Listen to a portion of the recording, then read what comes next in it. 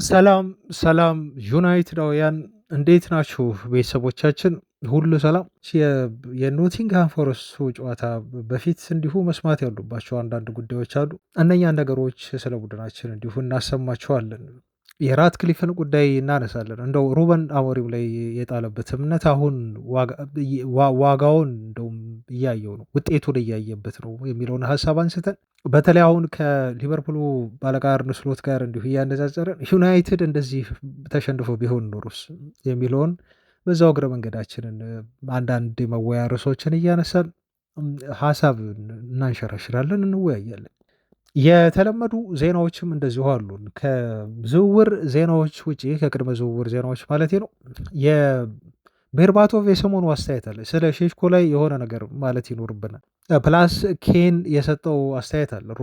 ሮይ ኪን የሰጠው አስተያየት፣ ሮይ ኪን ስለ ሼሽኮና ጊዮኬሬሽ ምን ተናገር የሚለውን እንዲሁ ትሰማላችሁ። እና አንድ ነገር ማምጣት አለበት፣ አንድ ባህሪ ማሳየት አለበት። ሼሽኮ ይበልጥ ዩናይትድ ቤት ጎል እንዲያስቆጥር ብሎ የተናገረው ነገር አለ። ቤርባቶቭ ምን አለ? እሱን ትሰማላችሁ።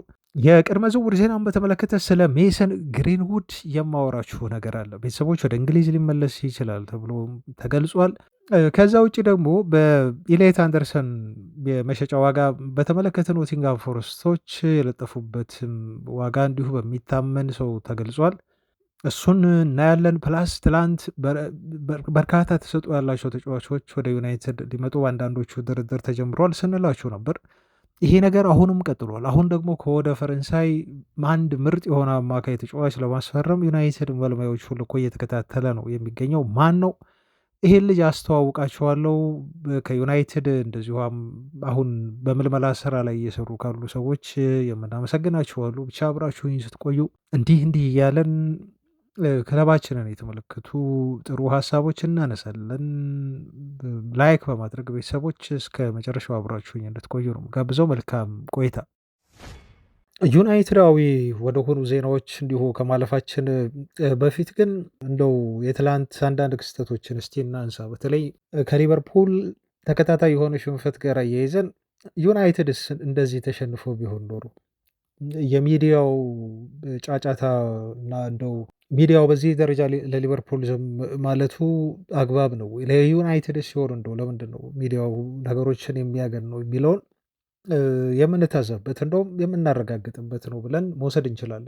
በሰባት ጨዋታ ያለፉት ያደረጓቸው ከሰባቱ ጨዋታዎች ስድስቱን ተሸንፈዋል። በጣም የሚያስገርም ነው ቤተሰቦች፣ በጣም የሚያስገርም። ዩናይትድ ከሰባት ስድስት ጨዋታ ተሸንፎ ቢሆን ኖሮ ዛሬ የስንት የመላው ዓለም ላይ የሚገኙ ሚዲያዎች ማድመቂያ ዩናይትድ በሆነ ነበር፣ ከሀገር ውስጥ እስከ ዓለም አቀፍ ባሉ ሚዲያዎች ማለት ነው።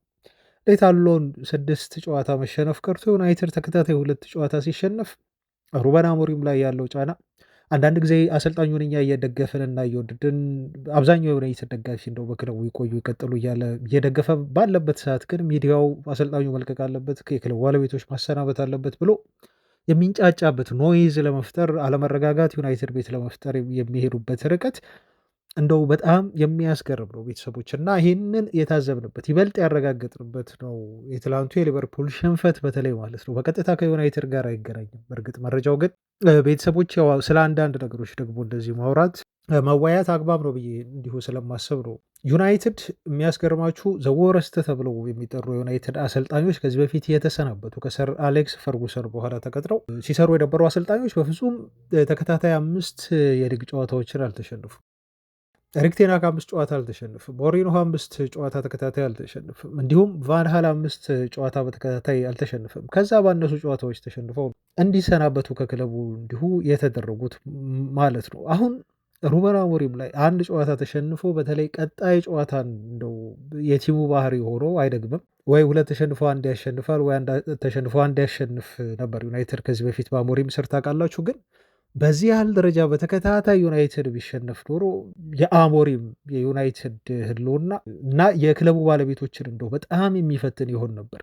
እኔ እዚህ ጋር እንደው የሊቨርፑልን ነገር ያነሳሁት ቤተሰቦች ራትክሊፍንም እንዲሁ ለማድነቅ ነው። እና ራትክሊፍን ማድነቅ ክሬዲት መስጠት በጣም ይገባል። ምክንያቱም ኖይዙ ብዙ ጊዜ ከዚህ በፊት በዩናይትድ ቤት ውሳኔዎች ሲወሰኑ ታዝባችሁ ከሆነ በክለቡ ባለቤቶች በሚዲያው በሚያደርስባቸው ጫና መሰረት ነው የሚወሰነው። እነማንን ያስፈርማሉ? የግሌዘር ቤተሰቦች የደጋፊውን ጩኸት ደጋፊው ከሌ ይምጣ ብለው በአንድ ግር ሲል ሚዲያው በጣም ሲያጋንን አንድን ተጫዋች ያመጣሉ። በጣም ስህተት ሲሰሩ ነበር ከዚህ በፊት ታውቃላችሁ። ለምሳሌ ጀደን ሳንቾን ሲያስፈርሙ በዚህ መልኩ ነው ያመጡ።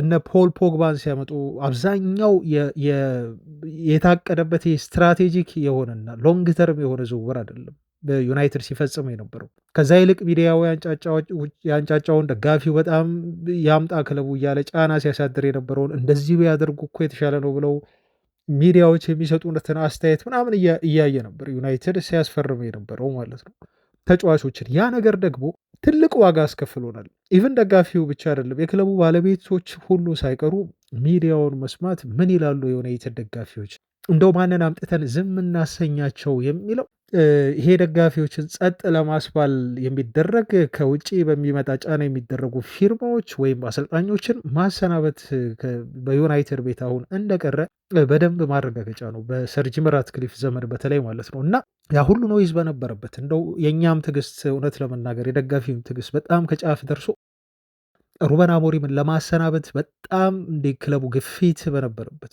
ፕሬሩ በተለይ አውትሳይድ በጣም የበረታበት ከሚዲያው በተለይ ትልልቅ ፐንዲቶች ሁሉ ሳይቀሩ በቃ ሩበን አሞሪም እንደው አሁን መሰናበቻ ጊዜው ተቃርበዋል እና አውት ነምበርድ ነው በቃ አሰልጣኙ በጥቂት ጨዋታዎች እንደው የመሰናበት እድል አለው ነምበርድ ነው ቆይተው በዩናይትድ ቤት ተብሎ ሁሉ ሲገለጽ ያን ሁሉ ጫና ተቋቁመው ግን ራትክሊፍ ወጥተው ከታይምስ ጋር ባደረጉት ቃለመጠይቅ ላይ ሩበን አሞሪም በቃ ኮንትራቱን ይጨርሳል ብለው አፌር በማድረጋቸው በዩናይትድ ቤት ያለው ቀጣይ ኮንትራትን በደንብ በአግባቡ ጊዜ የተሰጥቶት ይቀጥላል ከኛ ጋር የሎንግ ተርም እንዲሁ የዕቅዳችን አካል ነው ብለው በይፋ መናገራቸው በቃ ይሄ ሁሉንም ነገር እዛ ጋር ኪል አደረገ። ምክንያቱም አሁን ያን ፖይንት እኔ አሁን ማነሳው ከዚህ በፊትም ብየዋለሁ በወቅቱ ይሄን በተናገሩ ሰዓት ራትክሊፍ እንደው ይሄንን ይበሉ እንጂ ሩበን አሞሪም ለውጥ የማያመጣ ከሆነ ስል ነበር ካስታውሳል። ለውጥ የማያመጣ ከሆነ በዩናይትድ ቤት ጫናው ሊሰማቸው ይችላል እና በየትኛውም ሰዓት ምናልባት ራትክሊፍ ሀሳባቸውን ቀይረው አሞሪም ላይ እርምጃ ሊወስዱ ይችላሉ ብዬ እንዲሁ ስናገር ነበር። እንደው ግን ደስ በሚል ሁኔታ ሩበን አሞሪም ውጤት ማምጣት ጀመረ። ይሄ በጣም እኔ የምፈልገው ሁላችንም ደጋቢዎች የፈለግነው ደስ የሚል የሆነ ሞመንት ላይ አሁን ተገኘን ማለት ነው እና ለውጥ ስለመጣ አሁን ያጫና የለም በክለቡ ባለቤቶች። እንደውም አሰልጣኙን በደንብ አድርጎ መደገፍ ላይ በተሻለ ክለቡን እንዲገነባው በቀጣይ ስለሚሰሩት ስራ ማሰብ ላይ ነው አሁን ክለቡ ትኩረት ያደረገው ማለት ነው እና ራትክሊፍን እንደው ክሬዲት ልሰጥ ይገባኛል። በደንብ ሁላችንም ክሬዲት ልንሰጣቸው ይገባል። አንደኛ ሩበን አሞሪም በስራው እንዲተማመን ጫና እንዳይሰማው ለማድረግ ያ ኢንተርቪው ንግግሩ እንደ ተርኒንግ ፖይንት ነው ወስደው በጣም ጠቅሞታል። ፕላስ ተጫዋቾቹ በራሳቸው በቃ ከአሰልጣኙ ጋር ተረጋግተው እንዲሰሩ እንዲሁ አድርጓቸዋል ብዬ ነው የማስበው እና የተረጋጋ የሆነ የስራ አትሞስፌር እንዲኖር ዩናይትድ በተረጋጋ መንፈስ በአንድ አቅጣጫ ከዚህ በፊት በነበረው በሚዲያ ግፊት ሳይመራ ክለቡ በያዘው እቅድና ባመነበት ነገር ጸንቶ መቆየቱና በዛው መሄዱ ለዚህ አሁን ላለንበት ውጤት አብቅቶናል ብዬ ነው እኔ በግሌ የማስበው። ኦፍኮርስ ገና ነው። አሁን ጄጅ ማድረግ አንችልም። በጊዜ ቤተሰቦቻችን አስቸጋሪ ጨዋታዎች ይኖራሉ። እውነት ለመናገር ፋሚሊዎች እንደ እውነት እናወራ ከተባለ ዩናይትድ አሁንም የሚቸገርባቸው ጨዋታዎች ሊኖሩ ይችላሉ። ግን አሁንም በደንብ ፐርፎርም አድርጎ እንዲሁ ይሄንን ሞመንተም አስቀጥሎ የሚያሸንፍባቸው ጨዋታዎች ከፊታችን በደንብ አሉ። ግን በትክክለኛው ትራክ ላይ አሁን እንደሆንን እና ከዚህ በፊት ትዕግስታችንን ፈትነው የነበሩ ነገሮች እንዲሁም በአሰልጣኙ ማመናችን በራሱ በጣም ወረስት የሆነ የዩናይትድ የማሸነፍ ስታት ኖሮት አሞሪም እምነት መኖር ውስጣችን የሆነ ነገር ይህ አሰልጣኝ እኮ እንዲህ ቢደረግለት ወይ እንዲህ ቢሆን ዩናይትድ እንደው ሊሻሻል ይችላል የሆነ ነገሩ ጥሩ ነው ብለን እምነት መጣላችን ለዚህ አብቅቶናል ብዬ ነው እኔ የማስበው ማለት ነው። እና ከሊቨርፑል ጋር አንስቸው ነው አሁን ትላንት በጣም ሲገርምኝ ነበር። እስቲ አሁን ሚዲያዎችን ክፈቱና ማህበራዊ ድረገጾችን እስቲ እዩ። እንደው የትኛው የእንግሊዝ ሚዲያ ነው በደንብ ይሄ ስካይ ስፖርት በሉት ወይ የትኛውም የእንግሊዝ ሚዲያ የትኛው ነው አርነ ስሎት ላይ ጥያቄ አንስቶ በቃ እኚህ ሰው ይበቃቸዋል፣ መባረር አለባቸው፣ መሰናበት አለባቸው፣ በሊቨርፑል ቤት ምንም እየሰሩ አይደለም፣ ምንም እያደረጉ አይደለም፣ በክረምቱ ወደ 400 ሚሊዮን ፓውንድ ወይ ደግሞ ወደ 500 ሚሊዮን ዩሮ አውጥተው ተጫዋቾችን እንዲሁ አስፈርመዋል። አንድ ጊዜ ብቻ አይደለም፣ 2 ጊዜ የእንግሊዝ የዝውውር ሪከርድን ሰብሮ ነው ተጫዋቾችን ያስፈርሙት ሊቨርፑሎች እና በጣም ጠንካራ የሆነ የአጥቂ መስመር ያላቸው ይመስል ነበር ሊቨርፑል ክረምት ላይ ካስፈረማቸው ተጫዋቾች አንጻር ማለት ነው እና ይሄን ሁሉ ገንዘብ አውጥተው ግን ወደ ግማሽ ቢሊየን ዩሮ የሚጠጋ ለዝውውር በጅተው አውጥተው ግን በዚህ ደረጃ በካራባው ካፕ ክሪስታል ፓላስ እንዲሁ መውጣት ማለት ያውም በሜዳቸው በአንፊልድ በዛ መልኩ ተሸንፈው ከዚህ በላይ ጫና የለም፣ ፕሬዠር የለም። ቤተሰቦቻችን ከዚህ በላይ እንደው ክረምት ላይ ያወጡት ገንዘብ በራሱ ትልቅ ጫና ውስጥ የሚከታቸው ነበር። ሊቨርፑሎችን ሚዲያው እንዲጫጫ የሚያደርገው ነገር ነበር። ግን ስለ ሊቨርፑል ቢያወሩ የሚያይላቸው የለም። ስለ ሊቨርፑል የሆነ ነገር ቢሉ ማንም የትኛውም የእግር ኳስ ቤተሰብ እንደው ስራዬ ብሎ አይመለከትም፣ አያጮሁም። ስለ ዩናይትድ ቢወራ ግን እንደው የተቃራኒ የዩናይትድ ደጋፊ ብቻ አይደለም የሌሎች ክለቦች ደጋፊዎች የአርሰናልም ይሳተፉበታል። አያችሁ፣ የሊቨርፑልም ደጋፊዎች ያዩታል። ምክንያቱም ዩናይትድ ነው። ዩናይትድ ከባድ ነገር አለው በዓለም በጣም ተጽዕኖ ፈጣሪ ክለብ ስለሆነ ሌሎች ደጋፊዎች ሲጨመሩበት ደግሞ ነገሩ በጣም እየገነነ ይሄዳል፣ እይታ ያገኝላቸዋል። ስለ ዩናይትድ ትንሽ ነገር ባወሩ ቁጥር እንደው ስለ ሊቨርፑል ከማውራት ይልቅ ስለ ዩናይትድ የሆነች ትንሽ ነገር አውጥቶ ማውራት ለነሱ በጣም ማርኬተብል ነው ማለት ነው። እና እኔ በጣም ነው የገረመኝ እውነት ለመናገር ሊቨርፑል ምንም ጫና የለበትም። አሁን ጸጥ ነው ያለው፣ በቃ ጸጥ። ሚዲያውም እንደው ይሰናበቱም የለም የሚተቻቸውም የለም ማለት ነው። እና ይሄ ጉዳይ ትንሽ አስገርሞኝ እንደው ዝም ብዬ ሀሳብ ልግለጽ ብዬ ነው። በዚህ ጉዳይ ላይ እናንተም ሀሳብ ካላችሁ ብቻ ልትነግሩኝ ወይም በኮሜንት ልታሰፍሩ ትችላላችሁ። ስለ ዩናይትድ የአጥቂ መስመር ነው አሁን የምናወራው። ትኩረታችን የሚሆነው በተለይ ቤንጃሚን ሼሽኮ ነው። ስለ ሼሽኮ እንድናወራ የሚያደርጉን ደግሞ ምክንያቶች አሁን ብዙ ናቸው። አንደኛ አስተያየት ተሰጥቶበታል ሼሽኮ፣ ሁለተኛ ደግሞ ያቺ ንጻሬ ተመልሳ መታለች እና በዚህ ሰዓት ቤንጃሚን ሼሽኮ ወይንስ ደግሞ ጎኬሬሽ የትኛው ነው ጥሩ ፈራሚ ለሚለው ምላሹን የሰጠበትና ይህንን ዲቤት የተቀላቀለው የዩናይትዱ ሌጀንድ ሮይኪን ነው እና ሮይኪን ጊዮኬሬዝ አሁን በጣም ስትረግል እያደረገ እንደሆነ በሊጉ ተመልክቻለሁ ነው ያለው እና ጊዮኬሬዝን ባየሁ ሰዓት አሁን ይበልጥ ሃላንድን እንዳደንቀው አድርጎኛል ነው እሱ የሚለው። ከዶርትመንድ ነው የመጣው ሃላንድ በጣም ካነሰ ሊግና ካነሰ ቲም መጥቶ ግን በእንግሊዝ ራሱን ለማሳየት ምንም ጊዜ አልፈጀበት፣ እንደው ኢሚዲየትሊ ተጽዕኖ መፍጠር የቻለ አጥቂ ነው እና ሃላንድን ሳስብ አሁን ጊዮኬሬሽ ይበልጥ እንደው ለአርሰናል በጣም መጥፎ ዝውውር እንደሆነ እንዳስታውስና ሃላንድን አፕሪሺየት እንዳደርገው ያደርገኛል ብሎ ነው አስተያየት እየሰጠው እና እውነት ለመናገር አለ ሮይኪን ሲጠቀል እውነት ለመናገር አርሰናሎች ሼሽኮን የተዉት ለጊዮኬሬዥ ሲሉ ከሆነ አሁን እነሱ ላይ ሁላችንም መሳቅ ይገባናል በሚል ነው እንግዲህ ሮይኪን በዚህ መልኩ አስተያየቱን የሰጠው ማለት ነው። እንግዲህ በይፋ የትኛው አጥቂ ይሻላል ለሚለው እና ለክርክሩ ሼሽኮ በጣም የተሻለ አጥቂ ነው በሚል ነው ማለት ነው ሮይኪን ይሄንን ዲቤት የተቀላቀለው ማለት ነው። እና ያለፉት ስታቶቹን ስታዩ ነው ቁጥራዊ መረጃዎችን በብራይተኑ ጨዋታ ጎል አላስቆጠርም እንጂ ጥሩ የሆነ ሬቲንግ አለው ልጁ። በብሬንትፎርድ ጨዋታ ጎል አስቆጥሯል። የመጀመሪያ ጎል 7.8 ሬቲንግ ነው የተሰጠው። ያን ጨዋታ ሰንደርላንድ ላይ እንዲሁ ጎል አስቆጥሯል። በኦልትራፎርድ ያስቆጠረው 7.9 ሬቲንግ የተሰጠው ነው። 7.6 ደግሞ በብራይተን ጨዋታ ዕለት የተሰጠው ሬቲንግ ነው። አሲስት ነው ያደረገው፣ ጎል አላስቆጠረም። ግን አሲስት ያደረገበት መንገድ በጣም የሚያስገርም ኳስ ነው ማለት ነው። ከኋላ መቶ ነው ኳሱን የተቀበለው። ከተቀበለ በኋላ ደግሞ ኳሱን እንደው ወደፊት ለማሻገር እና የማጥቃቱን ሂደት ለማቀጣጠል ለብሪያን ምቡሞ ወደፊት ያቀበለበት ቴክኒኩ በራሱ ተጫዋቹ አንድ በሊንካፕ ፕሌይ ላይ በጣም ምርጥ ተጫዋች እንደሆነ ያመለክታቸዋል። ከዚህ በፊትም እሱን ታዝበናል። ልጁ ይሄ ያለው ስኪል የሚያጠራጥር አይደለም በፍጹም። እኔ ከጊዮኬሬሽ ጋር ንጽጽር ውስጥ እንኳን የማልከትበት አንዱ ምክንያቴ ቤንጃሚን ሼሽኮ ያለው ስኪል ነው። ተዉት የፊዚካል አፒሪያንሱን እና የልጁን ተክለሰውነትና ይሄ የአየር ላይ ኳስ አድቫንቴጁን ትተን ማለት ነው እና የስኪል ሴቱ በራሱ ቤንጃሚን ሼሽኮ በጣም አስቸጋሪ ነው። ተከላካዮች እንዲቆጣጠሩት የሚያደርግ አይደለም። አንደኛ ተክለ ሰውነቱ ግዙፍ ነው። ፕላስ እዚህ ላይ ደግሞ ስኪል ሲጨመርበት ዩሮዌት ማለት ነው። ታውቁታላችሁ ምን ሊሆን እንደሚችል እና የብራይተኑ ጨዋታው ፐርፌክት አይደለም፣ ትክክል ነው። ፕላስ ደግሞ እዚህ ጋር ሰሞኑን ዲሚተር ቤርባቶቭ የሰጠው አስተያየት አለ። ቤርባቶቭ አይ ቲንክ ሰምታችሁት ወይ አይታችሁት ሊሆን ይችላል። ቤርባቶቭ ትንሽ የሆነ ቁጡ መሆን አለበት ብሏል። ትክክል ነው። በዚህ ሀሳቡ እኔ እስማማለሁ። ቤንጃሚን ሼሽኮ ለምንድን ነው ቁጡ መሆን ያለበት ብሎ የተናገረው? የቀድሞ የዩናይትድ አጥቂ ዲሚተር ቤርባቶቭ ኳስ ስጡኝ ማለት አለበት ብሏል። ኢግኖር እያደረጉት ነው። አሁን የሆነ የቻናል ቤተሰብ በዚህ ጉዳይ ሳወራ ኮሜንቱን ሰጥቶ ነበር፣ አስተያየቱን ሰጥቶ ነበር። ምንድን ነው ያለው? እነሱ እኮ እያጫወቱት አይደለም እና ኢግኖር እያደረጉት ነው፣ ኳስ እየሰጡት አይደለም የዩናይትድ የአጥቂ መስመር ተጫዋቾች። ለዛ ነው ልጁ ይበልጥ ጎል ማስቆጠር ያልቻለው እና ጋሪ ኔቨል የተናገረው ነገር ትንሽ እየጠፋ ነው፣ ተጫዋቹ ሜዳ ላይ መኖሩ እየታየ አይደለም ብሎ የተናገረው ነገር የዩናይትድ ተጫዋቾች ስለማያሳትፉት ነው፣ ኳሱን ስለማያቀብሉት ነው ብሎ አንድ የቻናለችን ቤተሰብ እንዲሁ አስተያየት ሰጥቶ ነበር። እሱም ደግሞ ትክክል ነው። ቤተሰቦች አያቸው፣ አሁን ዲሚተር ቤርባቶቭ የተናገረው ነገር ይህን ነገር የሚያጠናክር ነው።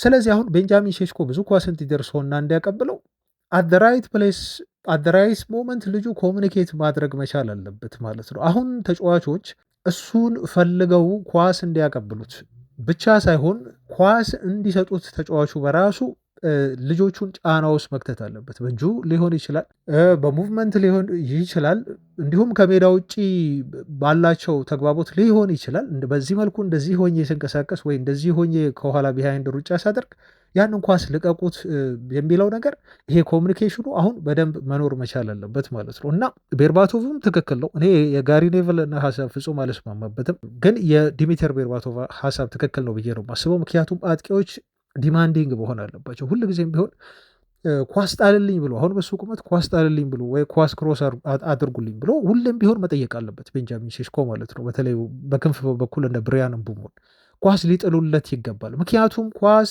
አየር ላይ የሚጣል ከሆነ ቤንጃሚን ሼሽኮ ያለበት ኤሪያ ላይ ኳሱ ከተጣለ 100% ይሄ ተጫዋች 2 ሜትር የመዝለል አቅም አለው። አይ ቲንክ ምናልባት ከዛ በላይም የመዝለል አቅም አለው። አንድ ቪዲዮ እንደውም አይቼ ነበር ቤተሰቦች፣ አሁን ሳወራ አስታወስኩት። የቃለመጠይቅ የተደረገለት ነው ስካይ ስፖርት ላይ የተናገረው ይሄን። እንደው ቪዲዮውን ካገኛችሁ እንድትመለከቱ ትጋብዛሉ።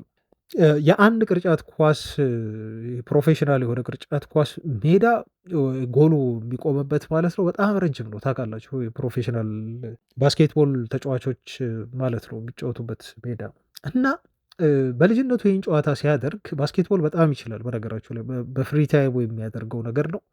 እንደውም ባስኬትቦል ተጫዋች ሁሉ ለመሆን ፍላጎት ነበረው፣ ፕሮፌሽናል ባስኬትቦል ከቁመቱም ጋር ተያይዞ ማለት ነው እና ይችላል ባስኬትቦል ለማለት ነው። በኋላ ላይ ነው ወደ እግር ኳሱ አመዘነና በእግር ኳሱ በቀጥል ይሻለኛል ብሎ በዛው የቀጠለው ማለት ነው ሼሽኮ። እና ያን ባስኬትቦል እንደው ሲጫወት ልጁ ኳሷ ተወትፋ ትቀርበታለች። ብረቱ አለ አይደል፣ በብረቱና በቦርዱ መካከል ተወትፋ ትቀርበታለች ማለት ነው። ከዛ ግራ ገባ፣ ማን እንትን ይበለው ማለት ነው። ማን ኳሱን ሄዶ ያውርድ? ወይ መንሰላል ነገር የለ፣ ያው ሜዳ ነው፣ እዛ ቦታ ላይ ነው እየተጫወተ የሚገኙ ወይም አብረው ሌሎች ጓደኞቹ አሉት። ከዛ በኋላ ተወትፋ ቀርታ እኔ ልሞክረው ብሎ ኢማጅን እንግዲህ በእግሩ ማለት ነው። አሁን ይህ ብራንድ የሆነች እግሩን በጣም ሰቅሎ ኳስ የሚነካባት ምስሎቹ አለች አይደል? እና ይሄን ነገር እኔ ልሞክረው ብሎ በጣም ወደኋላ ልጁ ሸሻና ያችን ኳስ በዛ መልኩ በእግሩ ማለት ነው መጥቶ ያን ሁሉ ሜትር አውረዳት ማለት ነው ኳሷን። ከዛ በኋላ ደግሞ አይ እንዲህ ማድረግ ከቻልኩማ ብሎ በጣም ተገርሞ ቪዲዮ ሰራ። ድጋሚ ነው ቪዲዮ የሰራው ማለት ነው። እና ቪዲዮ ቀረጸ፣ ድጋሚ ኳሷን እዛ ላይ እንድትሰቀል ተደርጎ ድጋሚያችን ኳስ መልሰው እንደዛ ነካት ማለት ነው። እና አሁን በጣም ኢዝሊ ነው ምነካው ሲል ነው እንደዚህ አይነት እንትኖችን የሚናገረው። እና አሁን ይህን ያልኩት ትዝ ብሎ ነው ይህን ምላሽ ስለሰጠ ልጆች እና የመዝለል ብቃቱን ነው። ቤንጃሚን ሼሽኮ ቁጡ ካልሆነ ዲማንዲንግ ካልሆነ የዩናይትድ ተጫዋቾች ኖቲስ አያደርጉት። ለምንድን ነው የማያደርጉት? ምክንያቱም ማቲያስ ኩኛ ማስቆጠር ይፈልጋል ራሱ። የቤንጃሚን ሼሽኮ ሙቭመንት አንዳንዴ ዘግታ አለው። እውነት ለመናገር ልጁ ስኪል አለው፣ ፍጥነት አለው።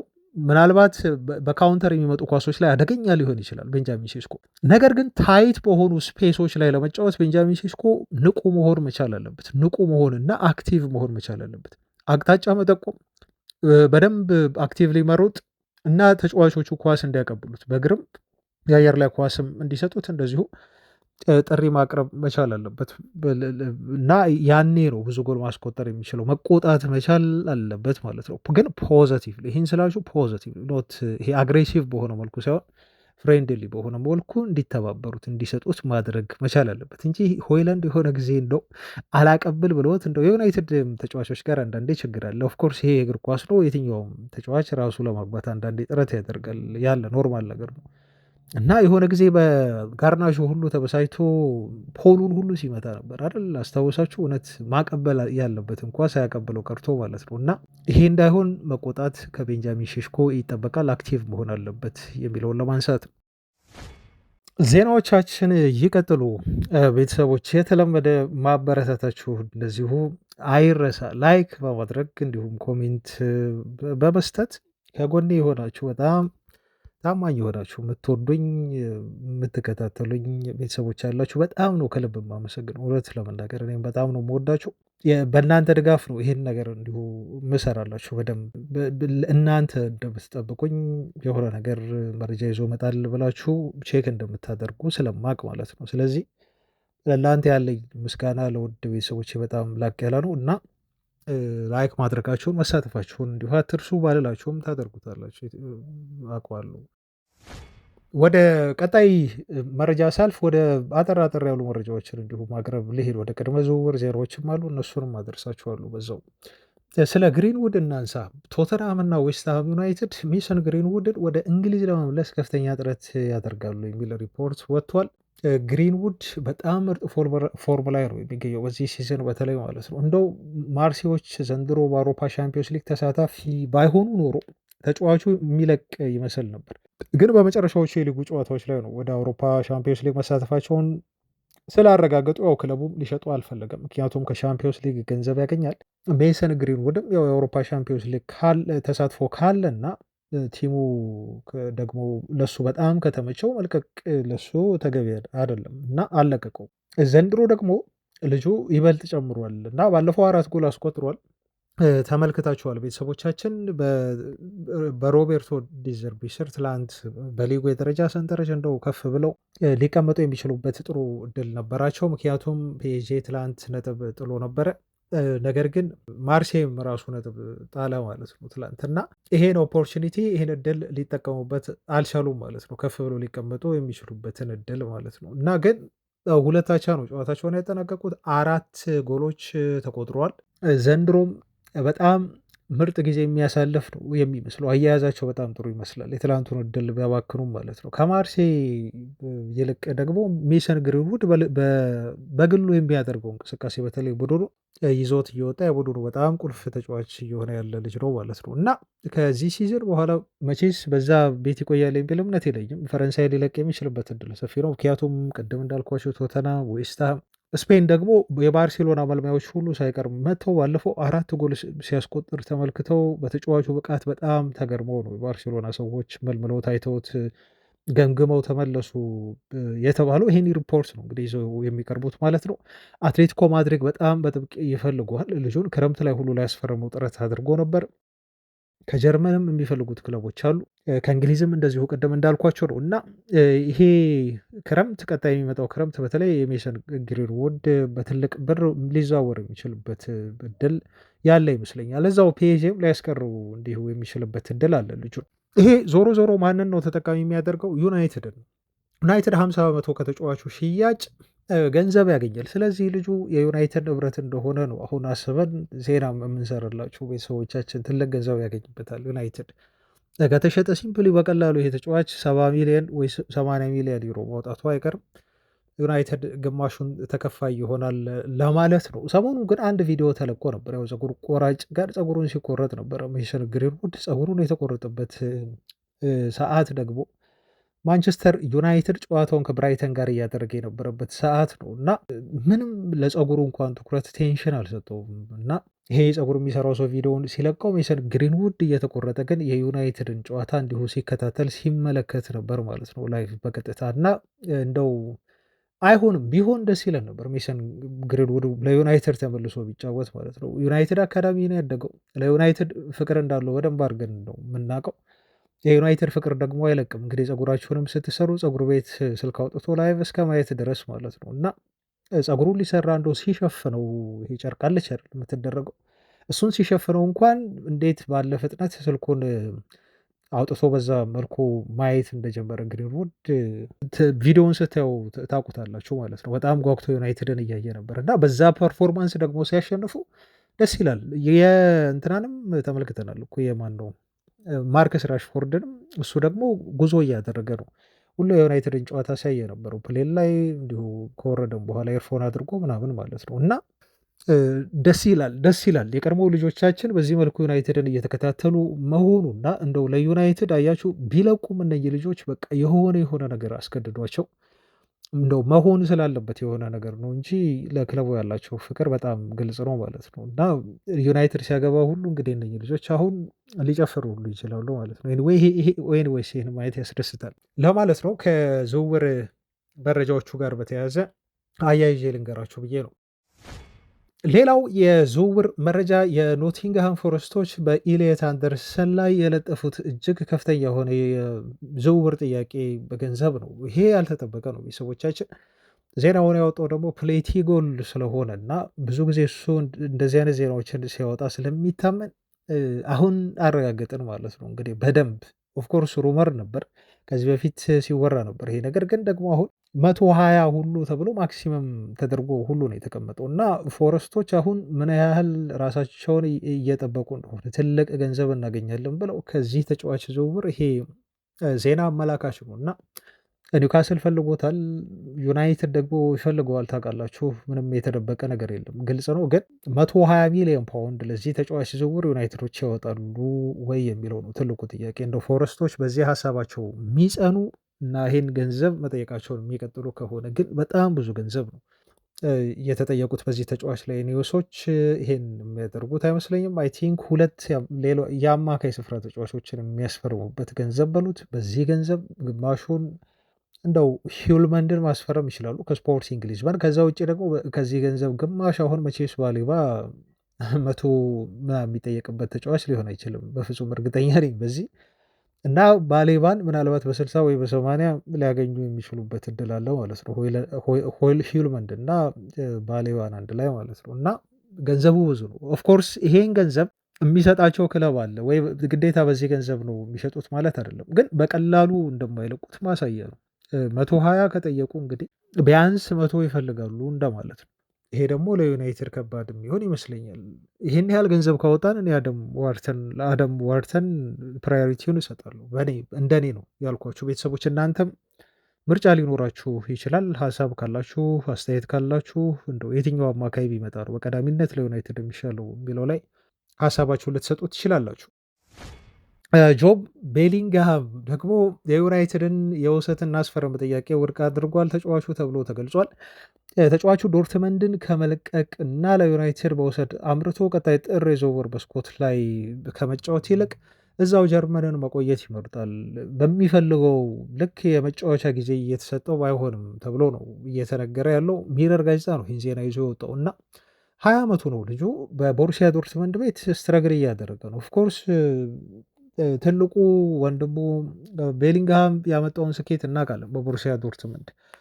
ያን ስኬት ደግሞ ታናሹ እንዲሁ ይደግመዋል ማለት አይደለም። እንደው ከአንድ እናት ቢወለዱ የተለያየ የችሎታ ሴታፕ ነው ያላቸው። ልጁ ግን አካሄዱን ስታየው በእግር ኳስ ኬሪየሩ መሄድ የፈለገበት መንገድ ተመሳሳይ ነው እና በዶርትመንድ በኩል አድርጎ ወደ ሪያል ማድሪድ መሄድ ነበር የፈለገው ማለት ነው እና ጁድ ቤሊንግሃም ይህንን ሲፈጽም ግን ታላቅ የሆነ ገድል ፈጽሞ ነው በቦሩሲያ ዶርትመንድ። በጣም አውትስታንዲንግ ተጫዋች ነበር። በወቅቱ ኤርሊንግ ብራውት ሃላንድ አብሮት ነበር ታውቃላችሁ። እና የዛ ጊዜ የነበረው የቦሩሲያ ዶርትመንድ ቲም ኢነርጂ የነበረው በወጣቶች የተገነባ ለማሸነፍ ረሃብ ያለው እና በጣም ታለንትድ የሆኑ ተጫዋቾች ስብስብ ነበር። አሁን ያ ኢንቫይሮንመንት ለጆቤ ቤሊንግሃም የሚሆን አይደለም ማለት ነው። ፕላስ ደግሞ የተጫዋቹ ቤተሰቦች ገብተው መልበሻ ክፍል ድረስ የሰሩት ፋውል አለ ታስታውሳላችሁ። እና በዚህ ምክንያት ልጁ አልተመቸውም። ግን ወደ ዩናይትድም ደግሞ መምጣት አልፈለገም ተባለ። እኔ እንደ ጥሩ ዜና አድርጌ ነው የወሰድኩት። ምክንያቱም እንደዚህ ከፍተኛ የሆነ ኢጎ ያለባቸው ተጫዋቾች ወደ ዩናይትድ ቢመጡ ቤተሰቦቹ በራሱ አሁን አስቸጋሪ ይሆናሉ ማለት ነው። አያችሁ ማይሰለፍ ከሆነ ወይ የሆነ ችግር የሚመጣ ከሆነ ተጫዋቹ ከክለቡ በላይ ላስብ እንደዚህ የሚል ከሆነ ቤተሰቦቹ ከክለቡ በላይ እናስብ የሚሉ ከሆነ ይሄ ገና ታለንት ያለው ግን አሁን መጥቶ ደግሞ ዩናይትድን ላያረጋጋ የሚችል ተጫዋች እና በደንብ ራሱንም ፕሩቭ ያላደረገ ጀርመን ሄዶ ተጫዋች ዩናይትድ ቢመጣ ይሄን ያህል ይቀይረዋል ብዬ ስለማላስብ ነው። ቤተሰቦች ኤኒዌይስ ግን ዩናይትዶች እሱን የፈለጉበትን ምክንያት እረዳለሁ። አፍሪካ ዋንጫ ያለ አፍኮን ላይ የሚሄዱ ተጫዋቾቻችን አሉ። እነኛ ቦታዎች የአማካይ ክፍል ላይ እንዲሁም መሸፈን ስላለበት እና በቋሚ ዝውውር ትልቅ አማካይ ለማስፈረም ጥር ላይ አስቸጋሪ ስለሚሆን ያላቸውን አማራጭ እያዩ ነው የዩናይትድ ሰዎች። ስለዚህ ያ የእነሱ ፍላጎት አንደርስታንድብል ነው ማለት ነው። ግን አንዴ ሚስ ያደረግነው ያጣነው ነገር ቤተሰቦች ትልቅ ወንድሙን ነበር። ጁድ ቤሊንግሃምን አተነዋል። የዩናይትድ ደጋፊ ነው በነገራችሁ ላይ እሱ እና እኔ ያስገርመኛል። ትላልቅ ተጫዋቾች እንደ ዩናይትድ ደጋፊ ሆነው ግን ወደ ክለቡ ሳይመጡ የቀሩበት መንገድ ማለት ነው። እና የሆነ ጊዜ ሲናገር ወደ ዩናይትድ እንዲመጣ ያልተደረገ ጥረት የለም ነበር በወቅቱ ማለት ነው። ተጫዋቹ ከበርሚንግሃም ወደ ዶርትመንድ ከመሄዱ በፊት መቶ ሁሉ ጎብኝቷል የኦልትራፎርድን የዩናይትድን የልምምድ ማዕከል።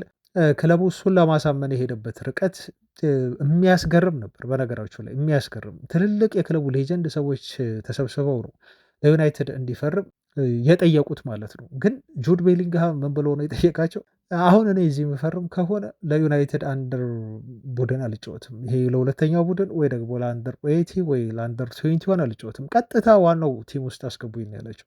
ቀጥታ ዋናው ቲም ውስጥ አስገቡኝ እና የዋናው ቡድን ተጫዋች መሆን ነው የምፈልገው፣ ለዚህ ማረጋገጫ ስጡኝ አሏቸው። እነ ሰር ቦቢ ቻርልተን እነ ሰር አሌክስ ፈርጉሰን የዩናይትድ ትልልቅ ሌጀንዶች ባሉበት እኮ ማለት ነው፣ ኤሪክ ካንቶና ሁሉ ሳይቀር ማለት ነው። እና ይህን ታሪክ ስሰማ በጣም ነው ያስገርም። ዩናይትዶች ይህን ያህል ለካሱን ለማሳመን ጥረት አድርገው ነበር፣ ግን ደግሞ ያን ጋራንቲ ሊሰጡት አልችሉም። አይ እዛ ዋናው ቲም ውስጥም አሁን አናስገባህም፣ ግን ቀስ እያለን ከታችኛው ቡድን ጋር ስልጠናህን ውሰድና ቀስ እያልን ደግሞ ወደ ፕሮሞት እናደርግሃለን የሚል ሀሳብ ሲያነሱለት ያው ቤተሰቦችን ታውቃለች ወዲያው ነው ሪጀክት ያደረጉት ማለት ነው። አንቀበልም አሉ። ከዛ ወደ ዶርትመንድ ሄዱ። ዶርትመንድ የዋና ቲም ቃል ስለገቡለት ማለት ነው። ከዛ በኋላ በዶርትመንድ የሆነው ሁሉ ታሪክ ነው ማለት ነው። እና አሁን ልጁ ሲያወራ ዩናይትድ ደጋፊ ነበርኩ መጥቼ እኮ ጎብኝቻለሁ እንዲህ ግን ብለውኝ አልተሳካም ብሎ ሲያወራ ትንሽ ቁጭት ውስጤ ትንሽ ተቆጨ። እንደው እሺ ብለው አሁን እኮ እያደረጉት ነው አይደል ቤተሰቦች። አሁን ለነ ባንደው ሌሲ ሁሉ ሳይቀር መጥተው ስልጠና እንዲያገኙ ለነ ቺዶ ኦቢ ሳይቀር እኮ ከዋናው ቡድን ጋር የመሰልጠን ልምምድ የማድረግ እድሉን እየሰጧቸው ነው። በወቅቱ ግን ያኔ እንደዚህ አይነት አሰራር አያቸው አልነበርም። ብዙ ጊዜ ታዳጊዎች ወደ ዋናው ቡድን የሚያድጉት ቡድኑ በቃ በጉዳት ሲታመስ በጣም አማራጭ ሳይኖረው ሲቀር ነው የስኳድ ጉድለት ሲኖር የሚጠሩት ፈርጉሰን ተጫዋቾችን ከታች እንጂ እንደዚህ በየሳምንቱ ልምምድ እንዲሰሩ አይፈቀድም ነበር። ኤኒዌይስ ግን የሚቆጨኝ ተጫዋች ቢኖር ታላቅ ወንድሙ ጁድ ቤሊንግሃም ነው። ጆብ ቤሊንግሃም ቢመጣም ባይመጣም አይዶን ኬር ለማለት ነው። ኤኒዌይስ ይሄ ነገር ትዝ ስላለኝ እንዲሁ ሀሳቡን ላንሳ ብዬ ነው።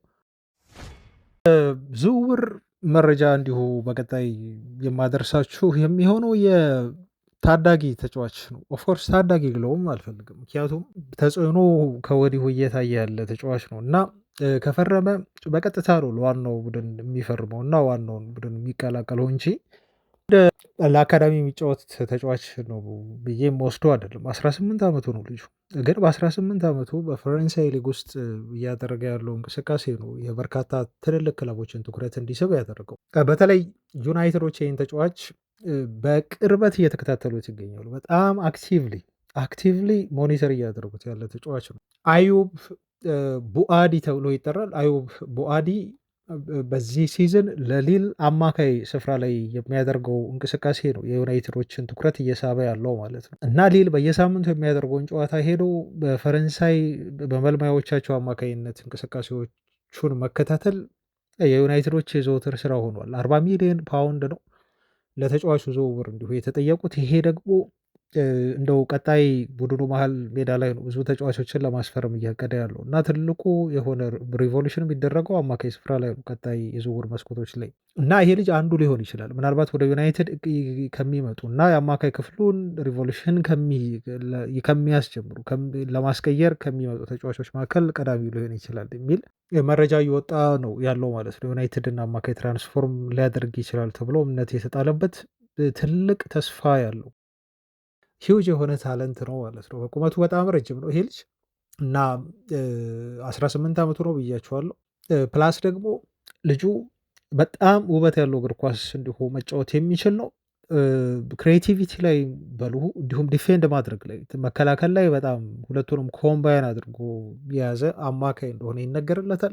የሩበን አሞሪም አጨዋወት በተለይ የሩበን አሞሪምን አጨዋወት ለመተግበር ሁነኛው የሆነ ተጫዋች እንደሚሆን ይታሰባል። ሲጎለብት በተለይ ማለት ነው። 6 ቁጥር ቦታ ላይ ይጫወታል። ባክ ቱ ባክ እንዲሁ አሚን ቦክስ ቱ ቦክስ መጫወት የሚያስችል አቅም አለው። 10 ቁጥር ቦታ ላይ መጫወት ይችላል ማለት ነው። ስለዚህ አማካይ ቦታ ላይ የማይጫወትበት ቦታ የለም ብለን ብንወስደው ይሻላል ማለት ነው። በ6 ቁጥር በ8 ቁጥር አስፈላጊ ከሆነ እንደውም ወደፊት በአድቫንስ አድርጎ በብሩኖ ፈርናንዴዝ ቦታ ሁሉ መጫወት የሚያስችል ብቃት አለው ተብሎ ተገልጿል።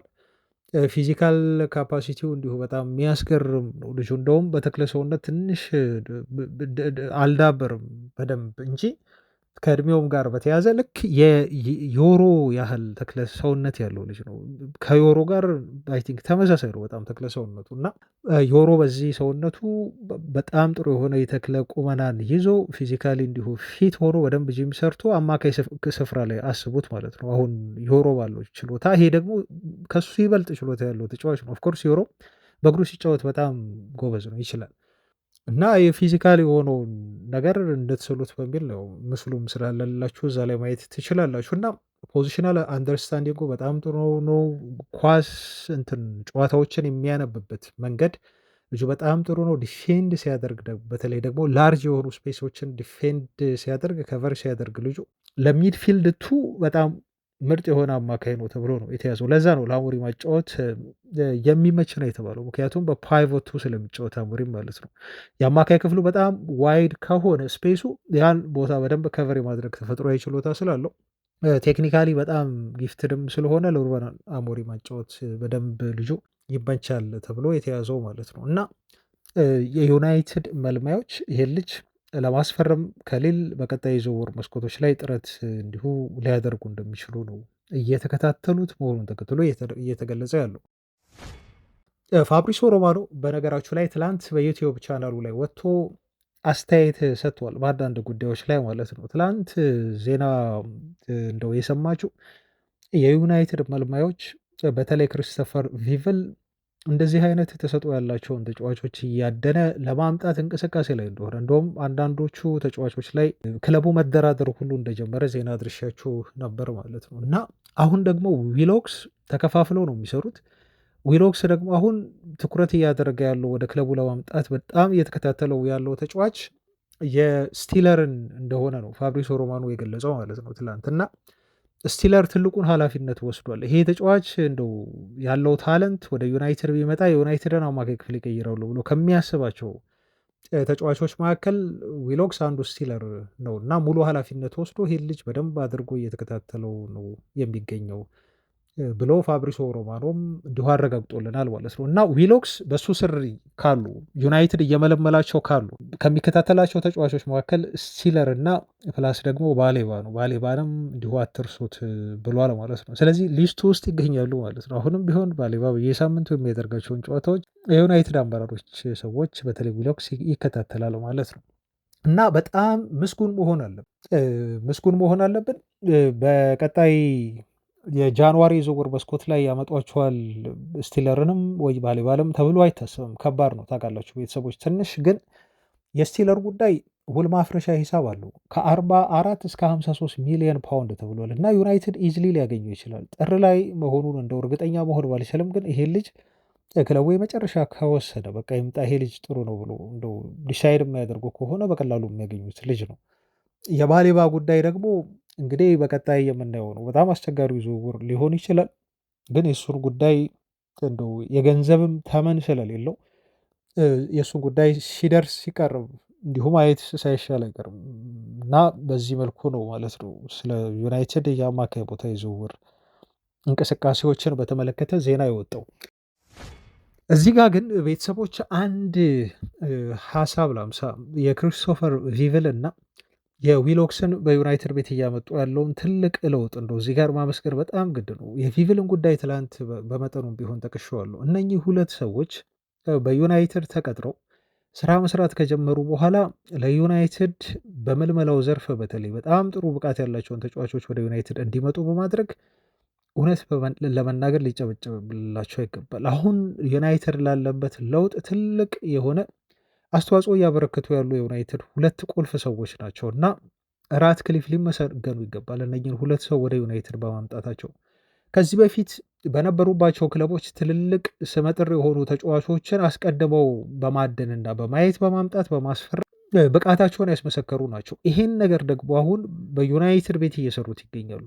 ምሳሌ ያለፈው ክረምት ዩናይትድ በጣም ምርጥ የሆነ ዝውውር መስኮት ነው ዩናይትድ ያሳለፈው ብዬ መናገር እችላለሁ። ብራያን ምቡሞ፣ ማቲያስ ኩኛ፣ ቤንጃሚን ሼሽኮ፣ ላሚስ ምልመላው በጣም ጥሩ ነበር። በጣም የታቀደ ሲስተማቲክ የሆነ በጣም ስማርት የሆነ እና እያንዳንዱ ፈራሚ ሴንስ የሚሰጥ ነበር።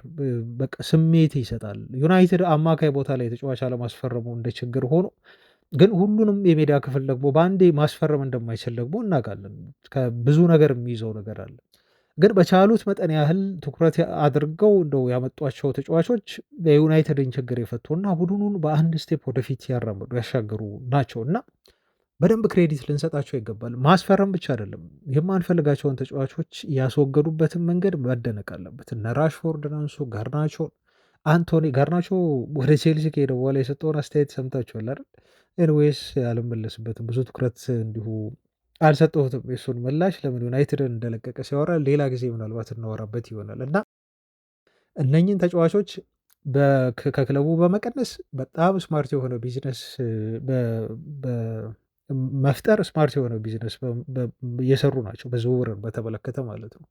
ክሊር የሆነ ቪዥን ያለው ፊርማ ነው አሁን እያስፈረሙ ያሉት እና ሎንግ ተርም የሆነ አሁን የሚለው አይደለም፣ የሎንግ ተርሙን አስበው ነው እያስፈረሙ የሚገኙት ማለት ነው። ለዚህ ጥሩ ማሳያ በተለይ የሼሽኮ ዝውውር ነው። ጌኬሬዥን ሳያመጡ ቀርተው ሼሽኮ እንደው ጌኬሬዥ እምቢ ብሎም ከሆነ ይሁን ሼሽኮን ማስፈረማቸው ይሄ አንዱ ምስክር ተደርጎ ሊወሰድ ይችላል እና አሁንም ታለንት ያላቸውን ተጫዋቾች እንደዚህ እያደኑ ቤስት የሆነው ታለንት በአውሮፓ ሲገኝ እንደ ከዚህ ቀደሙ ያመልጠናል ብዬ አላስብም። እርግጠኛ ነኝ ምናልባት እነኚህ ሁለት ሰዎች ያኔ ጁድ ቤሊንግሃም ለዩናይትድ ለመፈረም በመጣ ጊዜ ቢኖሩ ኖሮ ቤሊንግሃም ዩናይትድን ይለቃል ብዬ አሚን ቤሊንግሃም ወደ ዶርትመንድ ይሄዳል ብዬ አላስብም ነበር ቤተሰቦች። ምክንያቱም የማሳመን ብቃቱ ተሰጥኦ እንዲሁ ስላላቸው ማለት ነው እና የሚሄዱበት አንድን ተጫዋች ለማስፈረም የሚሄዱበት አካሄድ ስማርት ስለሆነ እና የሚያሳምኑበት መንገድ ስለማያጡ በዩናይትድን ፐርፌክትሊ እየቀየሩ ያሉ ሁለት ሰዎች ናቸው እና ለእነሱ ምስጋና እንዲሁ ይገባል የሚለውን ለማንሳት ነው። ቤተሰቦች ያው እንግዲህ ስለ ክለባችን ዩናይትድ ያሉ አንዳንድ ሀሳቦችን እንዲሁም የቅድመ ዝውውር ዜናዎችን በዚህ መልኩ አደረስናችሁ። እዚህ ላይ ይበቃናል። ነገም ስለምንገናኝ ቤተሰቦች አብራችሁኝ ስለሆናችሁ ስለተከታተላችሁ እጅግ አመሰግናለሁ። የቅዳሜውን የኖቲንግሃም ፎረስት ጨዋታ በተመለከተ ደግሞ ነገ መረጃዎችን ይዤላችሁ እመጣለሁ። ሀሳብ፣ አስተያየት፣ ጥያቄዎች ካላችሁ ኮሜንት ላይ እንድታሰፍሩ እየጋበዝኩ ሰላሙ ነገ እንገናኛለን ባይ